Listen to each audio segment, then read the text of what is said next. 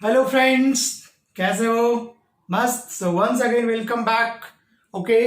और आज हम लोग क्लास 12th का सॉल्यूशन चैप्टर का बहुत ही हॉट टॉपिक पढ़ने जा रहे हैं। बहुत ही demanding demanding in the sense कि नंबर ऑफ जो क्वेश्चंस होता है ना, वो जेई हो या फिर नीट का एग्जामिनेशन हो या फिर बोर्ड हो, मैक्सिमम 90% जो क्वेश्चंस जो पूछा जाता है वो इसी टॉपिक से पूछा जाएगा। बहुत ही इंटरेस्टिंग है और नाम है उसका कॉलिगेटिव प्रॉपर्टीज। सो यस, हम लोग स्टार्ट करेंगे क्या? Colligative properties, right. जैसा कि देखो, सॉल्यूशंस क्या होता है कि सॉल्वेंट में तुम सॉल्यूट मिलाते हो तो क्या बन जाता है? सॉल्यूशन। तो उस सॉल्यूशंस का कुछ प्रॉपर्टीज होता है जिसका नाम है क्या? Colligative properties. तो दोस्तों, कॉलिगेटिव प्रॉपर्टीज एक्चुअली क्या होता है? जो नंबर ऑफ सॉल्यूट पार्टिकल के ऊपर डिपेंड करेगा। पहले मैं इसको डिफाइन कर दूं और मैं कोशिश करूंगा छोटे से छोटे टर्म्स को एक्सप्लेन करूं, छोटे से छोटे जो तुम्हारा डाउट्स हो वो क्लियर हो। ठीक है, ये फर्स्ट लेक्चर होगा कॉलिगेटिव प्रॉपर्टीज के ऊपर। ठीक है, वन बाय वन करके देखेंगे और नेक्स्ट में इसका न्यूमेरिकल्स पोर्शंस लेंगे। बात समझ में आ रही ना? तो बहुत ही इंटरेस्टिंग है और बहुत ही इजी भी है, बहुत ज्यादा मुश्किल नहीं है। थ्योरेटिकल कॉन्सेप्ट अगर अच्छे से क्लियर करोगे तो न्यूमेरिकल्स बहुत ही बल्ले बल्ले करके बहुत ही इजी वे में क्या बन जाएगा। और अगर थ्योरेटिकल कॉन्सेप्ट क्लियर नहीं है, डायरेक्ट एप्लीकेशन करोगे क्या न्यूमेरिकल्स का, तो थोड़ी डिफिकल्ट हो जाएगी। ठीक है ना? तो देखो, सबसे पहले मैं छोटी छोटी बातें, मैं कॉलिगेटिव प्रॉपर्टीज को डिफाइन कर दो। क्या लिखोगे यहाँ पे? The property of solution, the property of solution which depends only, which depends only on the number of solute particle. Yes, on the number of solute particle, and do not depends on the, do not depends on the nature of solute, right. Nature of solute के ऊपर depend नहीं करेगा। बात समझ में आ रही ना कि सॉल्यूट पार्टिकल का नेचर कैसा है उसके ऊपर डिपेंड नहीं करेगा। जैसे मान लो पानी है, तो पानी में तुम चीनी डाल रहे हो, शुगर डाल रहे हो या यूरिया डाल रहे हो, नमक डाल रहे हो, ठीक है, तो उसके नेचर के ऊपर डिपेंड नहीं करेगा। ठीक है, डिपेंड किसके ऊपर करेगा? नंबर्स के ऊपर। कितना नंबर्स हम डालते इसके ऊपर डिपेंड करेगा। समझते हो ना? मेजोरिटी, यस, जिसकी लाठी उसकी भैंस, जिसके पास नंबर्स ज्यादा है उसकी गवर्नमेंट बनेगी। ठीक है, तो कॉलिगेटिव प्रॉपर्टीज क्या है बच्चे? नंबर्स के ऊपर डिपेंड करेगा। कितना सॉलिड पार्टिकल्स मैंने डाला, समझ में आ रही ना? उसके नेचर के ऊपर डिपेंड नहीं करेगा। तो नेचर का मतलब देखो, यहाँ पे नेचर का मतलब क्या, मैं यहाँ पे नेचर का मतलब क्या हो गया कि जो सॉल्यूट पार्टिकल्स है या तो वो इलेक्ट्रोलाइट होगा। बात समझ में आ रही है? इलेक्ट्रोलाइट, नहीं तो फिर क्या हो जाएगा? नॉन इलेक्ट्रोलाइट हो गया। तो इलेक्ट्रोलाइट है या नॉन इलेक्ट्रोलाइट है, उसके नेचर के ऊपर डिपेंड नहीं करेगा, नंबर्स के ऊपर क्या हो जाएगा? डिपेंड करेगा। बात समझ में आ रही ना? जैसे मान लो कि एक सॉल्यूशन हम यहाँ पे लेते हैं, है ना? जैसे ये वाटर है, यहाँ पे ये वाटर है। अब यहाँ पे मान लो कि हमने 1 मोल यहाँ पे क्या डाल दिया? ग्लूकोज डाल दिया। ठीक है, हमने यहाँ पे क्या डाल दिया? 2 मोल यूरिया डाल दिया। क्या डाल दिया? 2 मोल यूरिया। तो देखो, इसमें नंबर ज्यादा होगा ना, 1 मोल ग्लूकोज लिया और यहाँ पे हमने क्या लिया? 2 मोल यूरिया। तो इसमें जो नंबर ऑफ जो मोल्स होगा, नंबर ऑफ पार्टिकल्स यूरिया का होगा, इसमें ज्यादा होगा, इसमें कम है क्योंकि हमने 1 मोल लिया, यहाँ पे 2 मोल लिया। बात समझ में आ रही ना? So colligative properties basically depends on the number of solute particle. जैसे मान लो कि NaCl है, ये वाटर है, यहाँ पे 1 मोल अगर यहाँ पे तुम लेते हो क्या? NaCl लिया, यहाँ पे 1 मोल NaCl। ये बाद में बहुत काम करेगा, हम लोग बाद में इसको डिस्कस करेंगे। इलेक्ट्रोलाइट नॉन इलेक्ट्रोलाइट का क्या कॉन्सेप्ट होगा सॉल्यूशंस में। तो 1 मोल NaCl है, तो जैसे इसको पानी में डालोगे तो वो क्या करेगा बताओ? Na+ और Cl- आयन में टूटेगा, मतलब 1 मोल NaCl लोगे। ठीक है, तो यहाँ पे 1 मोल Na+ और 1 मोल Cl- आयन बन जाएगा, मतलब टोटल पार्टिकल्स कितना हो जाएगा? 2 मोल हो जाएगा। समझ में आ रहा है ना? तो 2 मोल मीन्स क्या? नंबर्स के ऊपर डिपेंड करेगा। बात समझ में आ रही है ना? अब इसको मिटाता हूं, हटा दो जरा। क्लियर है यहां तक बच्चे? मिटाओ, ठीक है ना? तो कॉलिगेटिव प्रॉपर्टी बेसिकली क्या समझोगे कि जो नंबर्स के ऊपर डिपेंड करेगा। बात समझ में आ रहा ना? तो यहां पे मैं लिख देता हूं कि जो कॉलिगेटिव प्रॉपर्टी है बेसिकली किसके ऊपर डिपेंड करेगा, डायरेक्टली प्रोपोर्शनल किसका हो जाएगा, नंबर ऑफ सॉल्यूट पार्टिकल की, है ना, प्रोपोर्शनल हो जाएगा। दैट इज डायरेक्टली प्रोपोर्शनल हो जाएगा नंबर ऑफ सॉल्यूट पार्टिकल, मतलब नंबर ज्यादा है तो हो सकता है कॉलिगेटिव प्रॉपर्टीज ज्यादा हो, या सॉल्यूट पार्टिकल्स कम है तो उसके साथ क्या करेगा, कॉलिगेटिव प्रॉपर्टीज वेरी करेगा। अब जरा देखो कितने टाइप्स का होगा, ये कितने टाइप्स का होता है बच्चे। तो फर्स्ट जो हम लोग इसमें पढ़ेंगे वो है तुम्हारा क्या, relative lowering of vapour pressure. समझ में आ रहा है, फर्स्ट क्या होगा, कितने टाइप्स का कॉलिगेटिव प्रॉपर्टीज, बेसिकली 4 टाइप्स का होता है। फर्स्ट हो गया relative lowering of vapour pressure, second हो जाएगा बच्चे यहाँ पे elevation in boiling point, elevation in boiling point. तीसरा जो टाइप्स होता है इसका डिप्रेशन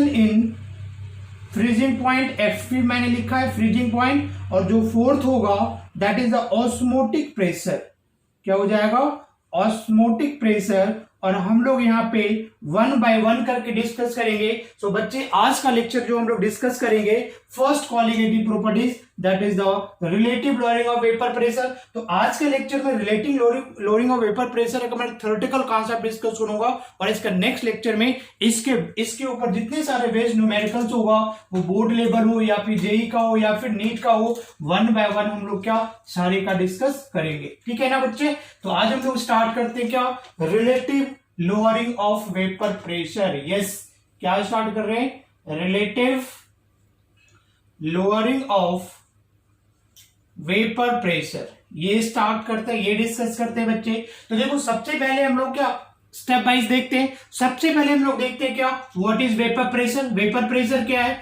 उसके बाद हम लोग देखेंगे क्या लोअरिंग क्या होगा, लोअरिंग ऑफ वेपर प्रेशर क्या होगा। उसके बाद हम लोग देखेंगे क्या relative lowering of vapour pressure क्या होता है। बात समझ में आ रही ना। तो सबसे पहले हम लोग डिस्कस करते हैं यहाँ पे क्या कि वेपर प्रेशर क्या होता है, वही होता है जो मंजूर खुदा होता है। वेपर प्रेशर क्या होता है बच्चा, देखो जनरली लोग आम बोलचाल की भाषा में कहते हैं कि pressure exerted by the vapour. हाँ यस, वही होता है वेपर प्रेशर।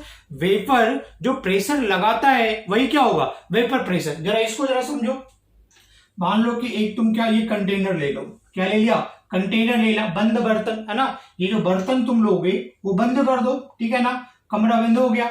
तो एक कंटेनर ले लिया, यहां तक बच्चे क्या ले लो, वाटर ले लो, इसमें फिल कर लो, ठीक है। इवापोरेशन से तुम लोग बिल्कुल फैमिलियर हो, ये पानी है, पानी पानी ब्लू है, पानी पानी, और दिन निशानी देखो ये पानी है। पानी का कलर कैसा होता है, ब्लू होता है ना, ब्लू है पानी पानी। तो मैंने देखो ब्लू कलर का इसमें पानी ले लिया, ठीक है। अब या तो इसको हीट करोगे, या तो हीट करो, नहीं तो फिर क्या रूम टेम्परेचर पे छोड़ दो। सबको पता ना कि रूम टेम्परेचर पे भी वाटर इवापोरेट होता है। इवापोरेशन क्या होता है, रूम टेम्परेचर भी होता है। अरे इवन 10 डिग्री सेंटीग्रेड टेम्परेचर होता है, फिर भी वाटर का इवापोरेशन होता है ना। नहीं, सर्दियों में अगर फर्श के ऊपर पानी गिरा देते हो तो देखोगे 2-3 घंटे के बाद पानी खत्म, गायब। तो क्या हो गया, वाटर इवापोरेट हो गया ना, ठीक है। तो यहाँ पे बच्चे क्या करोगे, यहाँ पे छोड़ दिया रूम टेम्परेचर पे, ये वाटर है। अब यहाँ पे इसको मैंने क्लोज कर दिया, ठीक है।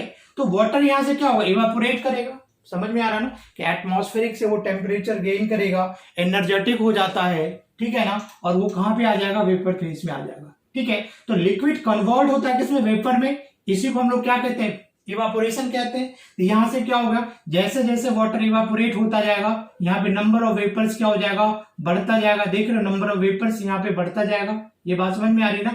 अगर कंटेनर को तुम ओपन छोड़ दोगे तो सारा वेपर क्या हो जाएगा जी, बाहर आ जाएगा।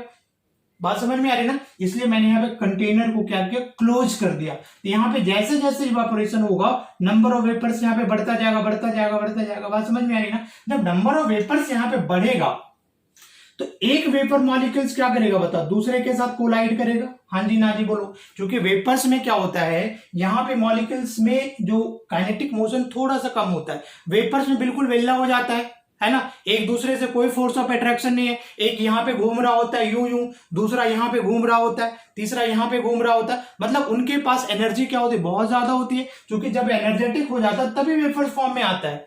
बात समझ में आ रही ना।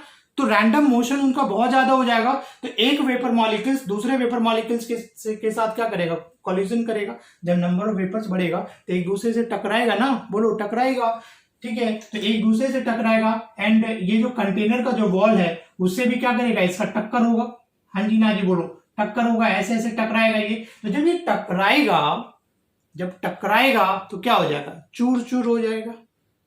बोलो, चूर चूर हो जाएगा ना, जो हमसे टकराएगा चूर चूर हो जाएगा, सुना ना, बोलते हैं लोग, ठीक है, पार्टी पॉलिटिक्स वाले लोग, जो हमसे टकराएगा चूर चूर हो जाएगा। तो वेपर मॉलिक्यूल्स जब आपस में टकराएगा तो चूर चूर होने का मतलब क्या, उनकी एनर्जी कम हो जाएगी, और जब एनर्जी कम हो जाएगी तो ये वेपर्स फिर से क्या हो जाएगा, इस लिक्विड में कन्वर्ट हो जाएगा। बच्चे इस प्रोसेस को बोलते हैं क्या, कंडेंसेशन। ठीक है, तो यहाँ पे देखो दो प्रोसेस होना स्टार्ट हो जाएगा, एक तो वाटर इवापोरेट हो रहा है और दूसरा ये कंडेंस हो रहा है, मींस वेपर टकरा करके, ठीक है, फिर से किसमें हो जाएगा, लिक्विड में कन्वर्ट हो जाएगा। That is the condensation.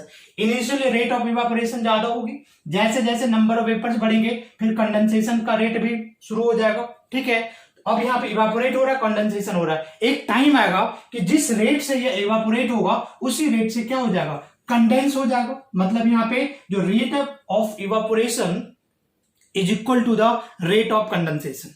ठीक है, एक टाइम आएगा कि जितना वाटर या लिक्विड कन्वर्ट होगा वेपर्स में, उतना ही वेपर्स कन्वर्ट हो जाएगा किसमें, लिक्विड में, और उसको हम लोग कहते हैं क्या, इक्विलिब्रियम पॉइंट बोलोगे या क्या, इक्विलिब्रियम पोजीशन बोलोगे। हाँ जी ना जी बोलो जी, उसको क्या बोलोगे, इक्विलिब्रियम पोजीशन। तो कहता है इक्विलिब्रियम पॉइंट के ऊपर ये जो यहाँ पे वेपर्स आपको टिमटिमाता हुआ दिख रहा है ना, तो इक्विलिब्रियम पॉइंट के ऊपर जो ये वेपर्स इस लिक्विड सरफेस के ऊपर प्रेशर लगाएगा बच्चे, उसी को हम लोग कहेंगे क्या, वेपर प्रेशर। तो क्या बात समझ में आ रही है, तो एग्जैक्ट जो डेफिनेशन होता है वेपर प्रेशर का इक्विलिब्रियम के ऊपर लोगे कि इक्विलिब्रियम पॉइंट पे pressure exerted by the vapors on the surface of liquid is called vapor pressure। Okay, तो मैं इसको लिख देता हूं बच्चे। ठीक है, यहां पे क्या मैं लिख दूं, the pressure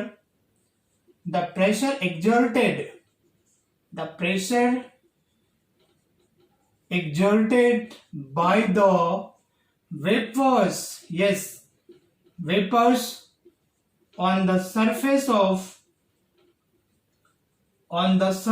of liquid, okay, at equilibrium, okay, उसको क्या बोलोगे बच्चे, उसको बोलोगे क्या, वेपर प्रेशर बोलोगे। ठीक है, अब जरा देखो, जो वेपर प्रेशर का जो मैग्नीट्यूड होता है, जो वैल्यू होता है, कांस्टेंट होता है एट कांस्टेंट टेम्परेचर, है ना, क्योंकि जो आप इवापोरेशन करवा रहे हो टेम्परेचर, रूम टेम्परेचर कांस्टेंट होता है ना, अगर हीट भी करोगे तो टेम्परेचर का कांस्टेंट रखोगे, या तुम 50 डिग्री सेंटीग्रेड पे कर रहे हो या फिर 100 डिग्री सेंटीग्रेड पे रहो, टेम्परेचर को ऑलवेज क्या करना, कांस्टेंट रखना है। तो कांस्टेंट टेम्परेचर पे वेपर प्रेशर का जो मैग्नीट्यूड होगा वो क्या होगा, कांस्टेंट हो, है ना, मतलब पार्टिकुलर टेम्परेचर पे वेपर प्रेशर की वैल्यू फिक्स्ड होगी, जैसे टेम्परेचर चेंज कर दोगे वेपर प्रेशर का वैल्यू क्या होगा, चेंज हो जाएगा। ज्यादा टेम्परेचर दोगे ज्यादा वेपर्स बनेगा, ज्यादा वेपर प्रेशर हो जाएगा। बात समझ में आ रही ना, नंबर ऑफ वेपर्स बढ़ेंगे तो ऑब्वियसली क्या, वेपर प्रेशर भी बढ़ेगा। तो यहां पे मैं लिख देता हूं, यहाँ पे the value of vapour pressure, the value of vapour pressure, ठीक है ना, the value of vapour pressure is constant होगा at a constant temperature। बात समझ में आ रही ना, कांस्टेंट टेम्परेचर के पे इसकी वैल्यू क्या होगी, चेंज होगा। ठीक है ना, मतलब कह सकते हो ना कि इसकी वैल्यू फिक्स्ड होगी, वेपर प्रेशर की वैल्यू फिक्स्ड होगी at a particular temperature, and when the temperature change vapour pressure की वैल्यू क्या हो जाएगी, चेंज हो जाएगी। क्या बात समझ में आ रही ना, वेपर प्रेशर समझ में आ गया होगा, आई होप कि आ गया होगा। अब मैं इसको क्या कर दूं, रब कर दूं, रब, ओके, रब कर देता हूं मैं अब इसको। ठीक है, तो वेपर प्रेशर आई थिंक समझ में आ गया होगा। अब हम लोग देखते हैं क्या, lowering of vapour pressure. Lowering का मतलब क्या होता है जी, घटना, कमी होना, मतलब वेपर प्रेशर कम होना। ठीक है, अब जरा देखो, पहले मैं एक स्टेटमेंट लिखता हूं यहाँ पे, ताकि बच्चे अच्छे से तुम लोग क्या नोट्स बना लेना। ठीक है, नोट्स नहीं बनाओगे तो काम नहीं बनेगी। ठीक है, बना लेना, मर्जी तो अड्डी, मर्जी हो तो बना लेना, ना मर्जी हो तो क्या, कोई बात नहीं, चिल मारना। ठीक है, मैं यहाँ पे देखो लिखता हूं क्या, कि when solute dissolve in a pure solvent, you know pure solvent का मतलब क्या, लिक्विड की बात कर रहा ना भाई, वाटर की, pure solvent it's when solute dissolve in a pure solvent, तो क्या हो जाएगा भाई, सॉल्यूशन बनेगा, टू फॉर्म सॉल्यूशन। हाँ जी ना जी, अगर सॉल्वेंट में सॉल्यूट डाल दोगे तो क्या बन जाएगा, सॉल्यूशन बन जाएगा, ठीक है।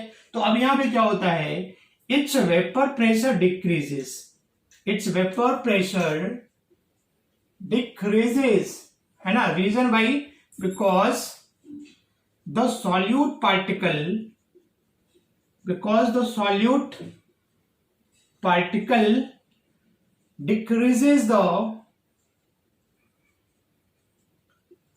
escaping tendency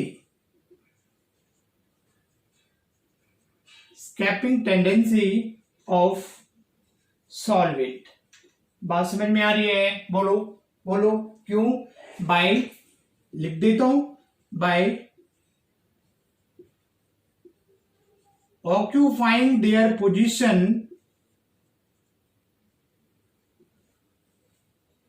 on the surface of liquid। ठीक है, ठीक है, जरा देखो यहां पे समझो, हमने ये ले लिया क्या, दिस इज प्योर सॉल्वेंट ले लिया, ठीक है मेरे भाई, प्योर सॉल्वेंट ले लिया। प्योर सॉल्वेंट मतलब अभी इसमें सॉल्यूट नहीं मिला है, तो इसका क्या होगा, वेपर प्रेशर होगा। तो लेट कि इसकी वेपर प्रेशर में मान लू क्या, पी नॉट मान लू, क्या मान लू, पी नॉट मान लू, ठीक है। अब क्या करोगे, इसमें सॉल्यूट मिलाओगे, कुछ भी मिला दे भाई, नमक डाल दो, चीनी डाल दो, मर्जी तुम्हारी, कुछ भी डाल दो। तो अब देखो यहाँ पे सॉल्यूशन बनाने के लिए क्या करना पड़ेगा, ये सॉल्यूशन है, ये सॉल्यूशन है, क्या बात समझ में आ रही है ना। तो सॉल्यूशन है, तो जैसे इसमें तुम सॉल्यूशन, ये तुम्हारा था, ऐसे बना देता हूं, जो प्योर सॉल्वेंट था। अब जैसे इसमें तुम क्या करोगे, सॉल्यूट डाल दिया, ये सॉल्यूशन बन गया। तो कहता है इसकी वेपर प्रेशर मान लो क्या है, पीएच मान लिया, है ना, दैट इज पीएच क्या होगा, vapour pressure of the solution, और पी नोट क्या हो गया, vapour pressure of pure solvent, ठीक है। तो एक मान लो कि एक ग्लास में प्योर सॉल्वेंट है, उसकी वेपर प्रेशर होगा।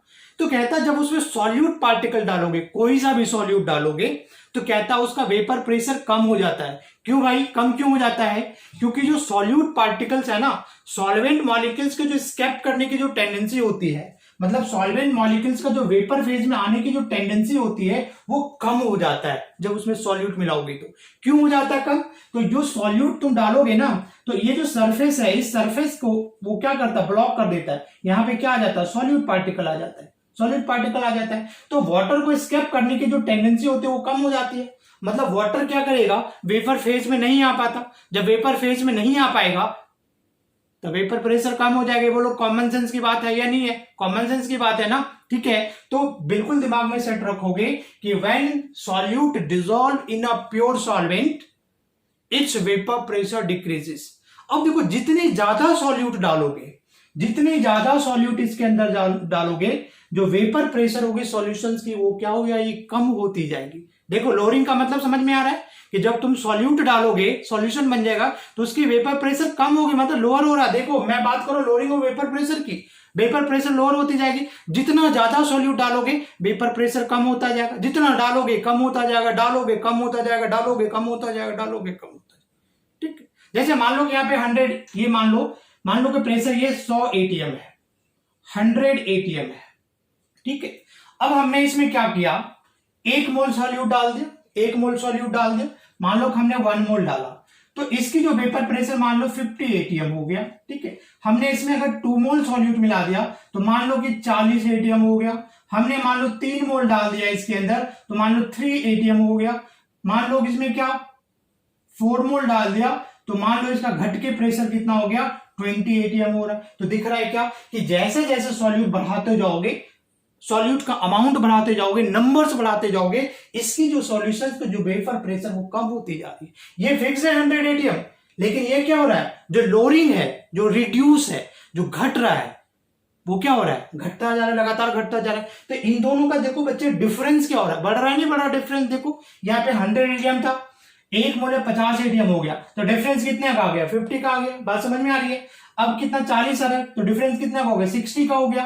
अब कितना का डिफरेंस हो गया, 70 का। और जब 4 मोल डाल दिया तो कितना, 80 का डिफरेंस। मतलब तुम क्या बोलोगे कि जो लोअरिंग ऑफ वेपर प्रेशर हो रहा है वो इंक्रीज हो रहा है, यस, बिकॉज सॉल्वेंट का वेपर प्रेशर ऑलवेज क्या होगा, ऑलवेज क्या होगा, कांस्टेंट होगा, ठीक है। घट कौन रहा है, ये घट रहा है, तो डिफरेंस क्या हो रहा है, बढ़ रहा है ना, बोलो हाँ जी ना जी बोलो। तो यहां पे तुम क्या बोल सकते हो, मैं इसको लिख सकता हूं क्या, देखो ऊपर वाला मैं मिटाता हूं, जरा ध्यान से समझना बच्चे, ध्यान से समझोगे, ध्यान से, ठीक है, ध्यान से समझोगे। इसका मतलब क्या हो गया कि मान लो पी नॉट और ये पी एस है, ये कांस्टेंट, ये घट रहा है, तो दोनों का डिफरेंस हम लोग दिखाते हैं क्या, डेल्टा पी, है ना। तो डेल्टा पी क्या हो जाएगा बताओ, पी नॉट माइनस क्या हो जाएगा, पी एस। क्या ये बात समझ में आ रही है। और जो डेल्टा पी होता है ना, इसी को हम लोग कहते हैं क्या, लोअरिंग ऑफ वेपर प्रेशर। किसको नहीं समझ में आया जी, हाथ उठा के बोलो। ओ सॉरी, ऑनलाइन क्लास में रिकॉर्ड कर रहा हूं, सॉरी। ठीक है, तो ये लोअरिंग ऑफ वेपर प्रेशर हो गया, क्या समझ में आ रहा है ना। तो lowering of vapour pressure basically क्या हो जाएगा, the difference in vapour pressure of pure solvent and क्या solution, that is called lowering of vapour pressure. तो क्या मैं यहां पे लिख सकता हूं, बोलो, यहां पे लिख दूं, the difference in vapour pressure of pure solvent and क्या सॉल्यूशन इज कॉल्ड, बोलो, लोअरिंग ऑफ वेपर प्रेशर। मतलब डेल्टा पी इक्वल टू क्या हो गया बताओ, P not minus P S हो गया, बोलो बच्चे। ठीक है, अब देखो जितना ज्यादा सॉल्यूट मिलाओगे पीएस घटेगा, ये कांस्टेंट है।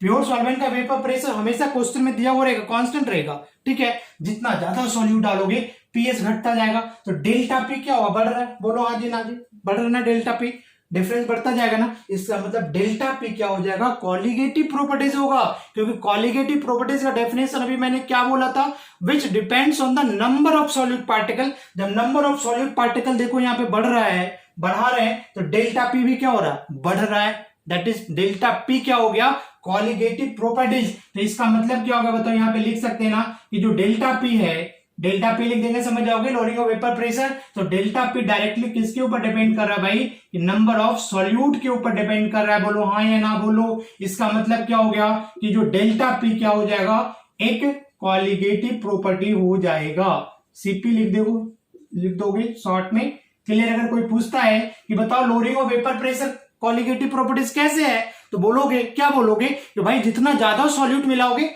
पीएस घटता जाएगा, ये कांस्टेंट है। तो डेल्टा पी डिफरेंस क्या होगा, देखो यहाँ पे डिफरेंस बढ़ रहा है ना, तो डिफरेंस बढ़ रहा है मतलब क्या, नंबर ऑफ सॉल्यूट बढ़ाने से डेल्टा पी बढ़ रहा है, ठीक है। इसका मतलब ये क्या हो गया, कॉलिगेटिव प्रॉपर्टीज हो गया। क्या समझ में आ गई? अगर समझ में आ रही होगी बच्चे तो लाइक कर देना, ना समझ में आ रही होगी तो डिसलाइक कर दे, जो मर्जी कर देना, ठीक। मिलाओ, मिटा दो इसको, ठीक है।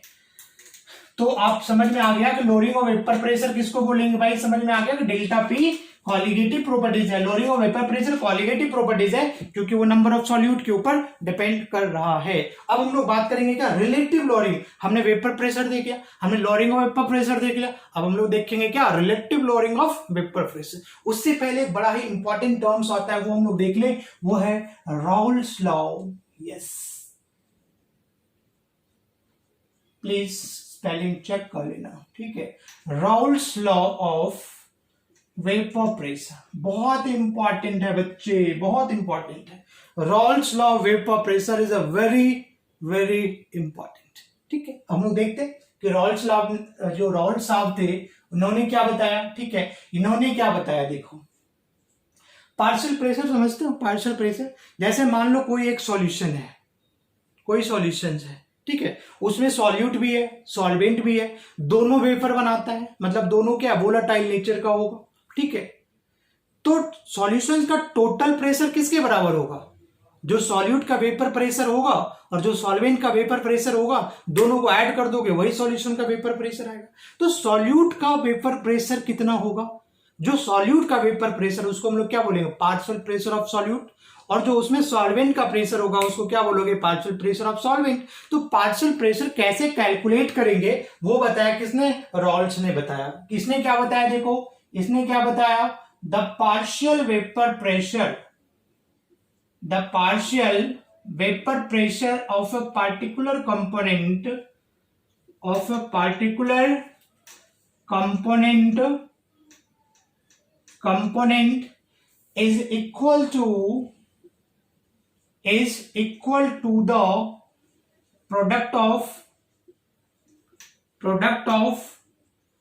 mole fraction, right, and vapor pressure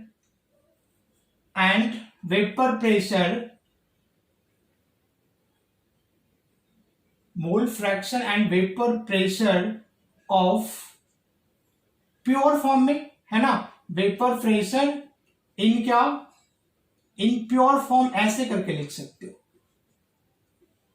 है ना, ऐसे भी लिख सकते हो क्या कि vapour pressure of that component in pure form, ऐसे लिख दो, vapour pressure of that component in pure form. बात समझ में आ रही है ना? देखो समझ में आया, अभी समझाता हूं, बात समझ में आ रही है। मान लो हमने एक लिक्विड ले लिया यहाँ पे जी, ठीक है, यहाँ पे मान लो हमने सॉल्यूट ले लिया A, और सॉल्वेंट क्या ले लिया B ले लिया, ठीक है, ये सॉल्यूशन है यहाँ पे। अब देखो A भी वोलेटाइल है और B भी वोलेटाइल है, समझ में आ रहा है ना, ठीक है, दोनों क्या है, दोनों वोलेटाइल है, बात समझ में आ रही है। तो अब जरा देखो कि पार्शियल प्रेशर समझते हो कि ये सॉल्यूशंस में ए का कितना प्रेशर है, उसी को हम लोग क्या बोलेंगे, पार्शियल प्रेशर ऑफ ए। इसमें बी कितना प्रेशर लगा रहा है, क्योंकि जब दोनों वेपर फॉर्म में आ रहा है बच्चे, तो दोनों अपना अपना प्रेशर लगाएगा ना, तो जो इसका खुद का प्रेशर होगा ना, वही क्या कहलाएगा, बोलो, वही कहलाएगा क्या, उसका पार्शियल प्रेशर। बात समझ में आ रही है ना? अब जरा देखो, पार्शियल प्रेशर ऑफ ए अगर निकालना है ना, मैं ऐसे लिख देता हूं, पार्शियल प्रेशर, किसी बच्चे को परेशानी ना हो, पार्शियल प्रेशर है ना, दैट इज PA, है ना, वो किसने बताया, रॉल्स ने बताया कि अगर A का पार्शियल प्रेशर निकालना है तो क्या करोगे, उसका मोल फ्रैक्शन, और मोल फ्रैक्शन निकालने तुमको आता है, मोल फ्रैक्शन, तो मोल फ्रैक्शन किसका, A का, ठीक है, इनटू क्या करोगे, इनटू, है ना, इसका वेपर प्रेशर, ठीक है ना, P0 A लिखा, मतलब P0 क्या हो गया, ए का वेपर प्रेशर जब वो प्योर फॉर्म में होगा। और हमेशा मैं बात कर रहा हूं कि जो प्योर फॉर्म का जो वेपर प्रेशर होगा ना, वो हमेशा क्वेश्चंस में दिया हुआ रहेगा, तो टेंशन लेने की कोई बात नहीं है। अरे प्योर फॉर्म का मतलब जब सिर्फ अकेला ए है, प्योर फॉर्म है, उस टाइम का जो उसका वेपर प्रेशर होगा ना, वो हमने लिया, ठीक है।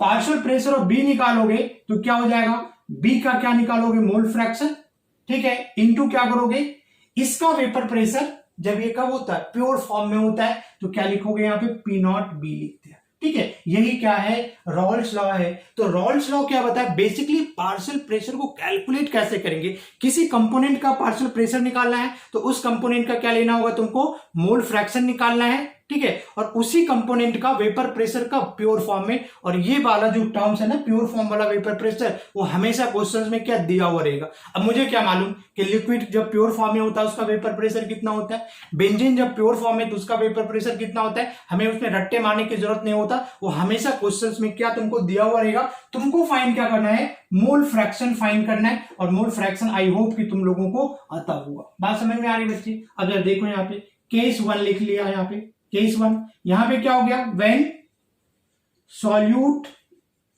एंड सॉल्वेंट आर वोलाटाइल, दोनों वोलाटाइल है ना, मतलब क्या, दोनों ही वेपर फेज में आते हैं, ठीक है। तो दोनों जब वेपर फेज में आएगा तो दोनों का क्या करेगा, दोनों प्रेशर लगाएगा, समझ में आ रहा है ना। तो प्रेशर अगर सॉल्यूशन का अगर निकालते हो, PS अब मैं यहां पे लिख दूं, तो PS क्या हो गया बताओ, वेपर प्रेशर ऑफ सॉल्यूशन का, तो PS इक्वल टू क्या होगा बताओ, जब प्रेशर तुम वेपर प्रेशर सॉल्यूशन का निकालोगे तो पार्शियल प्रेशर ऑफ ए का कितना प्रेशर है और बी का कितना प्रेशर, दोनों को जोड़ दोगे तो क्या निकल जाएगा, बोलो, प्रेशर ऑफ द सॉल्यूशन निकल जाएगा ना। तो यहां पे क्या लिखेंगे बताओ, PA plus PB।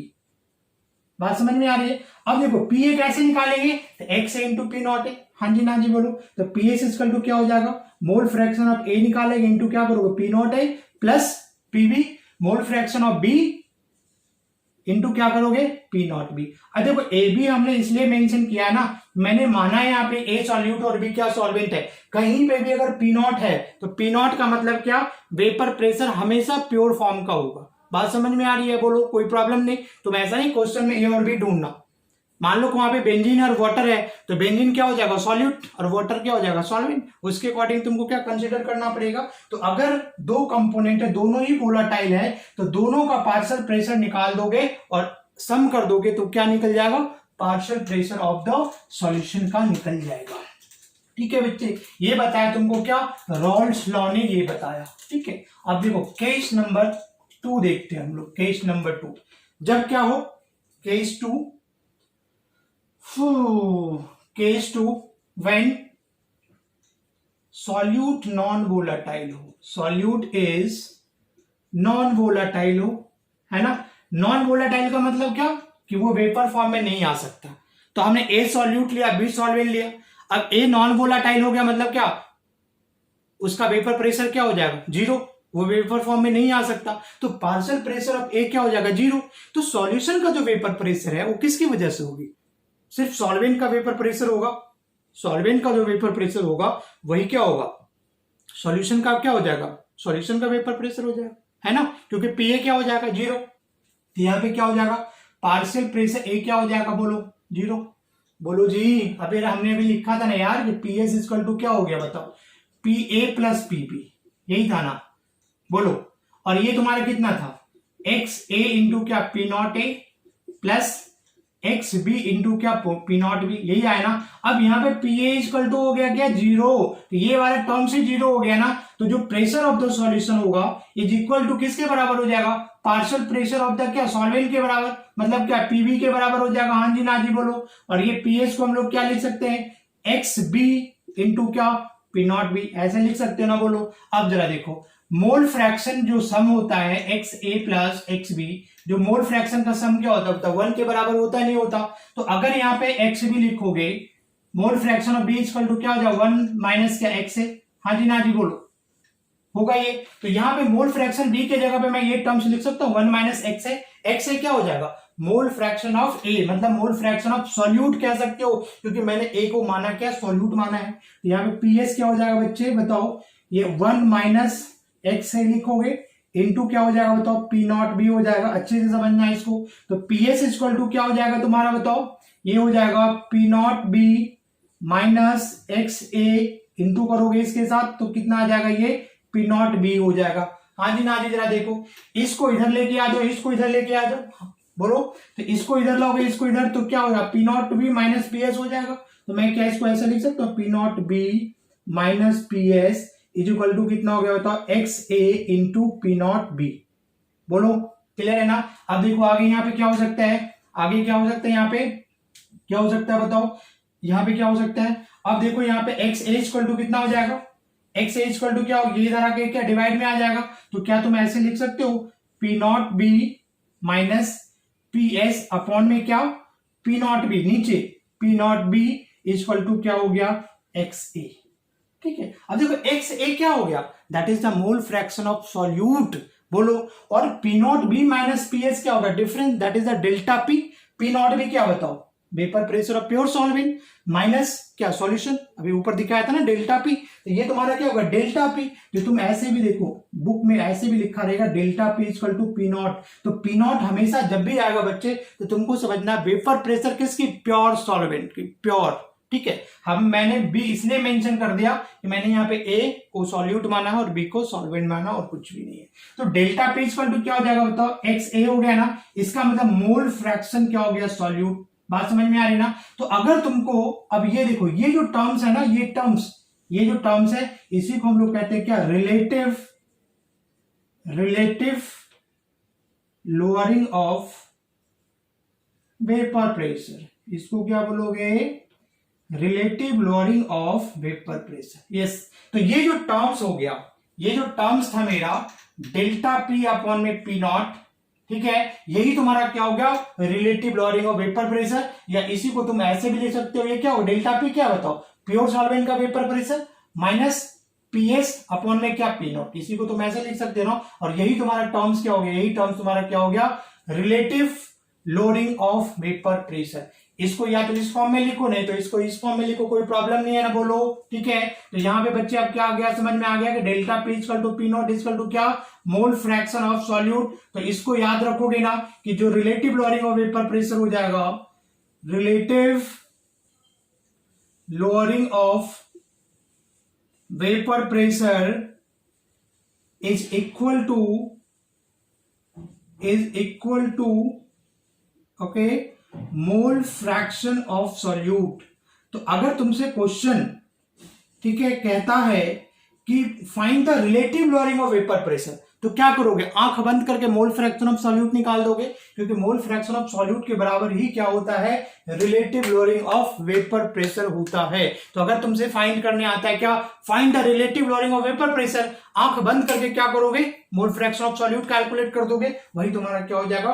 Relative lowering of vapour pressure. बच्चे समझ में आ रहा है? पहले ये बता दे मेरे भाई, समझ में आ रहा है क्या? बोलो समझ में आ रहा है? हर एक बात मैं कोशिश कर रहा हूं कि मेंशन करूं, बिल्कुल जीरो लेवल से उठा करके मैं कर रहा हूं, ठीक है? तो अगर समझ में नहीं आता तो फिर क्या पूछ सकते हो तुम लोग कमेंट के थ्रू। अब मैं इसको मिटाऊं ना? ये समझ में आ गया? जरा देख लो एक बार, ठीक है?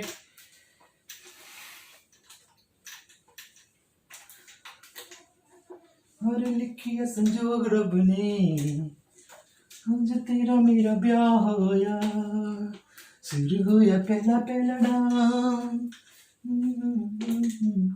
यस अब देखो हम लोग देखते हैं क्या, कैलकुलेशन ऑफ क्वेश्चंस जो पूछता है, ठीक है ना? Calculation of molar mass of solute का। देखो दूसरा टाइप का क्वेश्चन हो गया, क्वेश्चन पूछेगा तुमसे मोलर मास ऑफ क्या सॉल्यूट। बात समझ में आ रही है? तो मान लो कि यहां पे मैंने ये ले लिया, सॉल्यूट यहां पे कितना है? मान लो N1 मोल है, हाँ जी। सॉल्वेंट कितना है? N2 मोल है। मोल फ्रैक्शन सबको आता होगा, ठीक है? अब इसको अगर मान लो कि मोल्स में दिया हुआ है, अगर मोल्स में नहीं दिया हुआ है, ग्राम में दिया हुआ है, ठीक है, तो उसको तो मोल में कन्वर्ट कर सकते हो ना, ठीक है? तो अगर इसको अगर मान लो कि W1 क्या हो गया? मास ऑफ सॉल्यूट, और इसके मोलर मास से क्या करोगे? डिवाइड कर दोगे तो M1 मोल्स निकल गया। इसको भी तुम लिख सकते हो, इसको क्या W2 अपॉन में क्या M2 लिख सकते हो, कोई प्रॉब्लम? मतलब W2 क्या हो जाएगा? Mass of solvent. समझ जाओगे यहां से, सॉल्वेंट मैंने W2, ये क्या हो जाएगा? मास ऑफ सॉल्वेंट, और M2 क्या हो जाएगा? Molar mass of solvent. Clear है? यहां तक किसी को कोई प्रॉब्लम नहीं है? तो बच्चे देखो यहाँ पे जो तुम्हारा P0 माइनस PS आ रहा है, ठीक है, अपॉन में क्या P0 equal to mole fraction of solute आ रहा है। बोलो आ रहा है ना? ये किसके बराबर हो जाएगा? P0 माइनस PS अपॉन में क्या P0 इक्वल टू क्या करोगे बताओ? मोल फ्रैक्शन ऑफ सॉल्यूट निकालना है तो क्या नंबर ऑफ मोल्स किसका लोगे? सॉल्यूट का, अपॉन में कितना? सॉल्यूशन का। तो N1 प्लस N2 यहां से तुम क्या कर सकते हो? कैलकुलेट कर सकते हो, या यही तुम्हारा क्या आ जाएगा? डेल्टा P अपॉन P0 ऐसे भी लिख सकते हो, N1 अपॉन में N1 प्लस N2, ये कर सकते हो। अब देखो वेरी डाइल्यूट सॉल्यूशन के लिए, डाइल्यूट सॉल्यूशन समझते हो ना कि सॉल्यूट की अमाउंट सॉल्वेंट की अपेक्षा बहुत ही कम है। दैट मीन्स N1 की जो वैल्यू है वो क्या हो जाएगा? मच लेस देन क्या? N2, ठीक है? तो इस केस में यहाँ पे N1 को तुम नेग्लेक्ट कर सकते हो, तो यहाँ पे क्या डेल्टा P अपॉन में क्या आ जाएगा? P0 equal to N1 upon में क्या? N2। अब देखो यहाँ पे अगर molar mass of solute calculate करने आना है तो तुम इसको इस टर्म्स में ले लोगे, नहीं तो यहाँ पे क्या लिख सकते हो बताओ? डेल्टा P अपॉन में क्या? P0 इक्वल टू N1 को क्या लिख सकते हो? W1 अपॉन में M1, और इसको क्या लिखोगे? W2 अपॉन में M2। हाँ जी ना जी। तो delta P upon P0 equal to क्या हो जाएगा बताओ? W1 अपॉन में क्या? M1 इंटू ये ऊपर चला गया M2 अपॉन में W2। दिस इज ठीक है। अब यहाँ पे देखो जब क्वेश्चन बनाओगे ना तो वहां पे तुमको आएगा कि calculate the molar mass of solute. तो मोलर मास ऑफ सॉल्यूट का मतलब क्या? M1 कैलकुलेट कर लोगे, W1 क्या हो गया? मास ऑफ सॉल्यूट, M1 क्या हो गया? मोलर मास ऑफ सॉल्यूट लिख लो, और M2 क्या हो गया? मोलर मास ऑफ सॉल्वेंट, और W2 क्या हो गया? Molar mass of solvent. W2 given mass of solvent, और ये क्या होगा? Molar mass of solvent. तो यहां से तुम मोलर मास ऑफ सॉल्यूट क्या कर सकते हो? इजिली फाइंड कर सकते हो। और डेल्टा P हमेशा याद रखना, P0 माइनस PS। P0 की वैल्यू जो प्योर फॉर्म का वेपर प्रेशर होता है बच्चे, हमेशा क्वेश्चंस में दिया हुआ रहता है, ठीक है? सो ये मेरा था क्या? First colligative properties of relative lowering of vapour pressure. Hope की समझ में आया होगा, होप की मजा आया होगा। और इसका जो नेक्स्ट पार्ट हम लोग बनाएंगे पार्ट 2। देखो पार्ट 1 पार्ट 2 चल रहा है, ये मेरा थर्ड लेक्चर है, तो थर्ड लेक्चर का हम लोग क्या लेके आएंगे? पार्ट 2 लेकर के आऊंगा, जिसमें relative lowering of vapour pressure का क्या न्यूमेरिकल्स करवाऊंगा। ठीक है, एक ही लेक्चर में करवा दिया तो काफी लंबा हो जाएगा, ठीक है ना। तो आज सिर्फ थ्योरेटिकल कॉन्सेप्ट देखो और नेक्स्ट लेक्चर देखना मत भूलना। अगर सीखना है, न्यूमेरिकल सीखना है, तो इसका जो नेक्स्ट वीडियो आएगा वो तो देखना पड़ेगा ना, देखना पड़ेगा तभी आएगा ना। Okay, so thanks for watching and bye bye, take care.